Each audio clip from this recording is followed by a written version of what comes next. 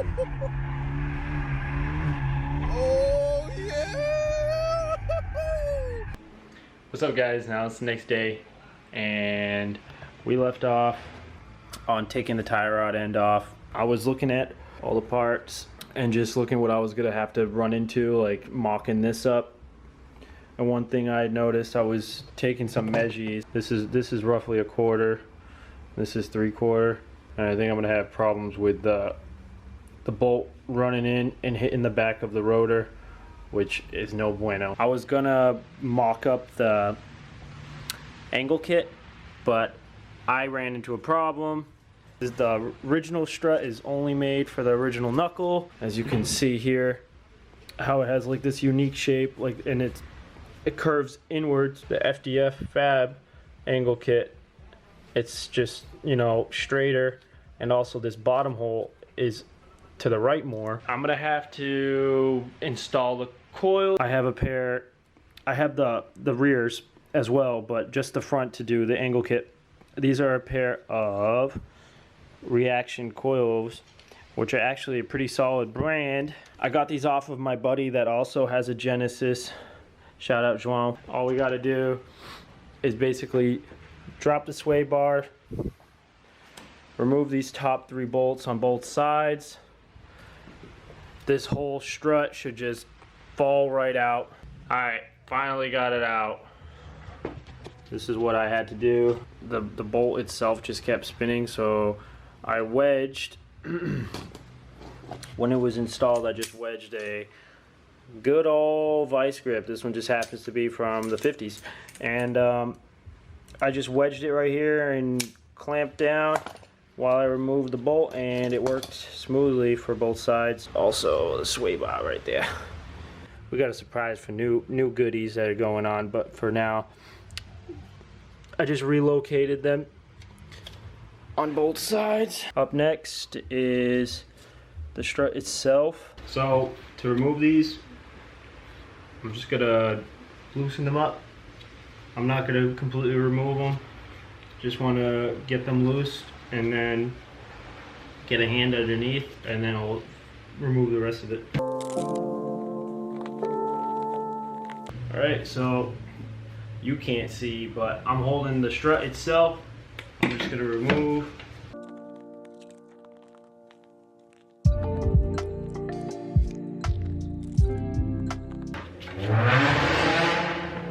Ooh, I hope you guys didn't hear that. That was a fucking rice rocket. Jiggle. It's been in there for a while. And before you know it, eventually. Huge difference just on size alone. Holy shit, that's crazy. It should just be same thing. This is all open now. Just bringing those up through those 3 holes. I'm just gonna get these bolts started over here.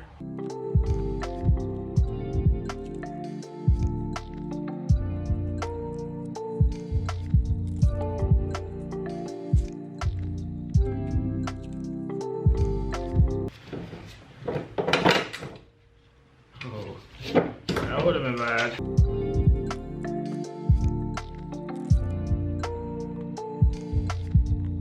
Coils in.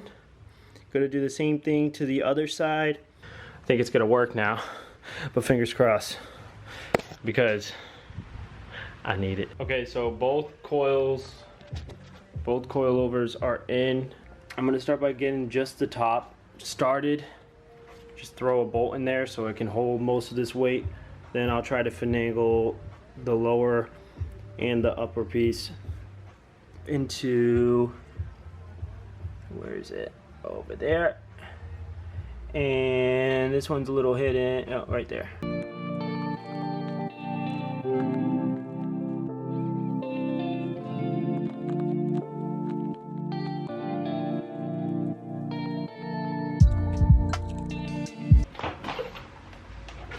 Looking good.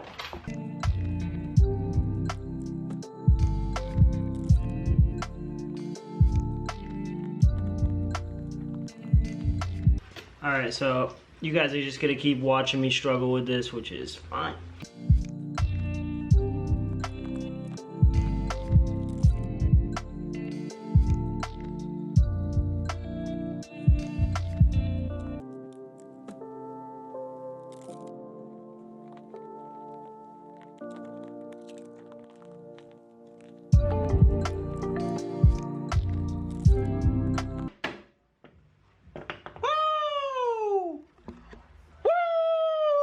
You see that, boys? Precision. Precision. Okay, it's now the weekend. I left off on fully assembling the knuckle on the left side and kind of did an eyeball alignment.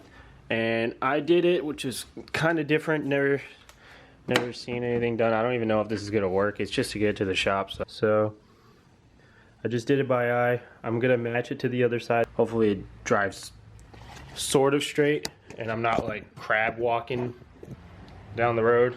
And I'm also going to clean this out for the wheel bearing. So it's kind of like, I don't know, it's kind of crusty. I'm gonna use a drill to clean this up the face so that the wheel bearing can seat flush, and also make sure this is cleaned out so that the wheel bearing doesn't have any problems getting in there, because it is a tight fit.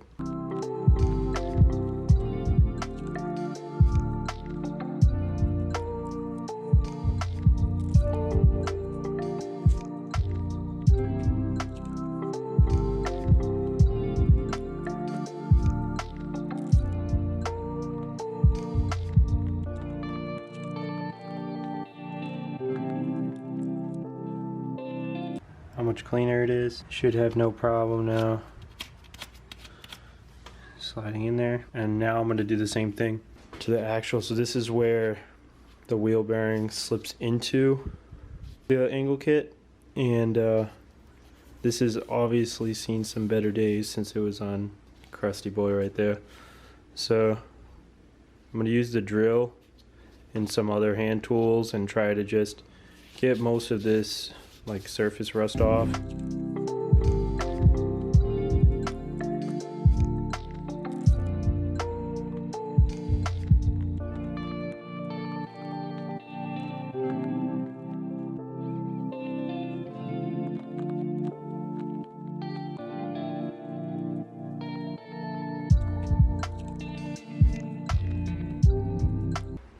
So I got it pretty clean.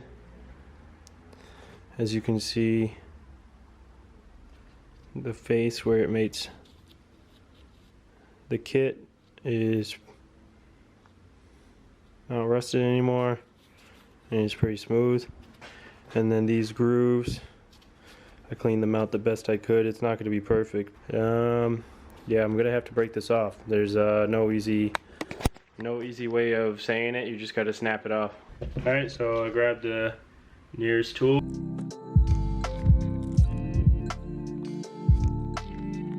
I'm gonna find another tool. Wait, so we got my other random tool I just have laying around here.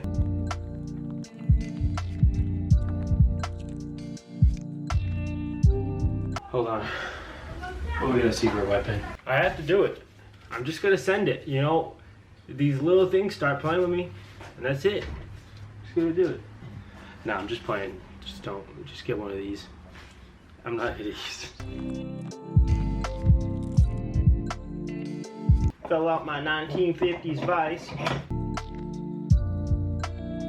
Sheesh.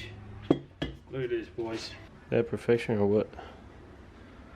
Nice and flush cut. Now nothing's gonna get in the way of going in. So next little thing I want to do, I'm just gonna grease. I'm gonna put a little bit of grease over here. I'm gonna try to bang in the wheel bearing as gently as possible. We got the speed sensor cut smooth so it doesn't get in the way and hit the back. I also cleaned up the 4 screws that hold the wheel bearing on. They had some rust, not too bad, but just to make sure they thread in nicely.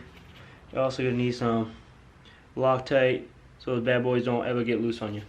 The grease I'm gonna be using is just some Rotella MP. It's good for everything. It's just putting a little bit around.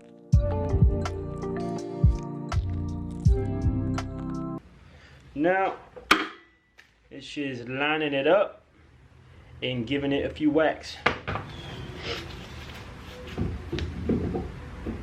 Ooh, this one went in real nice. Wow, I did not expect this. I didn't expect that.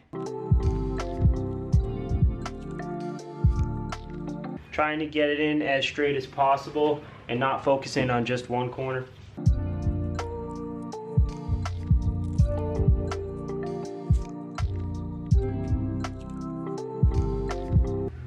A little dab. Loctite on there, on each one. And I'm just gonna start them first. I need to get some more of this stuff. This is good stuff. Loctite. Saves lives.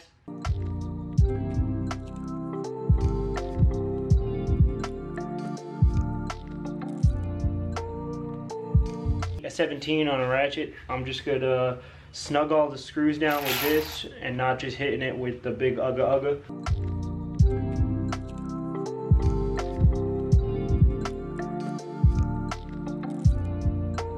Okay, they're all kind of snug now. Now I'll move it up to the ugga 3000. I'm doing it cross, so one side doesn't get tighter than the other.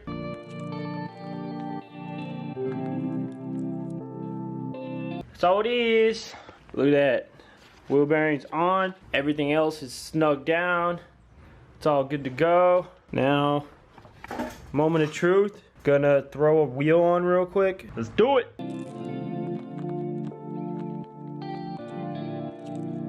Keep in mind, there's no calipers, there's no rotors on, none of that. But I gotta see what this, gotta see the angle. All right, you guys are gonna see it before me. I'm gonna go inside and crank the wheel.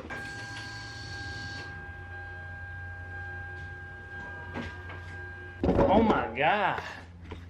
Just look at it. Just look at it. Damn. Damn. Look at that boy. Jeez. Oh my God. That's crazy. I mean, still spins fine. Obviously you have that rotors and the brake lines. So this is not the setup I'm running. These are 19s up front by 9.5s, 22 offset. I'm actually going down to 18s so I can have more clearance when I'm turning and stuff, because I don't want to risk destroying a fender or anything going wrong. So might as well downside it, still look good. So there are maybe some new wheels coming up here, who knows. That's all for today, guys. I know the video was kind of sporadic, different days, but I was trying to work on it after work. And it's my first weekend that I was working on it, and it's finally done. So it's gonna be all over the place, but I'm gonna try to keep it short and sweet and simple. But that's the FDF angle kit. Look, killer! I am stoked. Next video I'm gonna be doing is throwing on, hopefully, these bad Larrys and some new rotors all the way around, and I'll show you how to bleed the Brembos from beginning to end. See you in the next one. Peace.